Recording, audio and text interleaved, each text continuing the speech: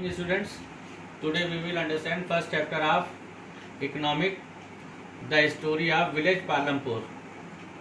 Students, Palampur is a hypothetical village with the help of which concepts related to production are explained.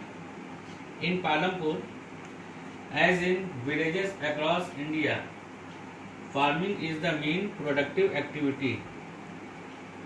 The other productive activities referred to as non-farm activities include small manufacturing, transport, shopkeeping, etc.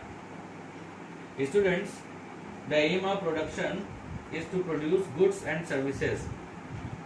Every production is organized by combining land, labor, physical capital, human capital, which are known as factors of production.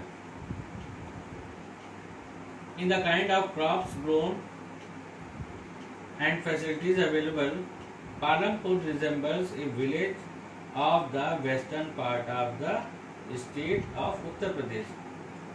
75% of people who are working are dependent on farming for their livelihood. 75%. Around 25% of working population in Palampur is engaged in the non-agricultural occupations. Non-agricultural occupations like dairy farming, small scale manufacturing, traders and shopkeepers, transport.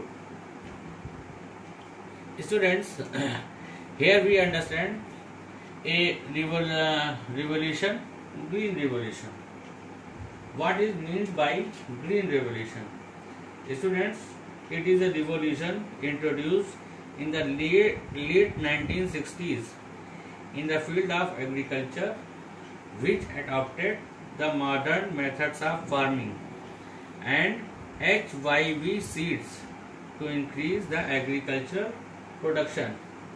Punjab and Haryana have benefited the most from green revolution. Students, here we use a term HYV seeds. What is HYV seeds? It is high yielding variety seeds. Students, one very important short type question arises here. What is the disadvantage of green revolution?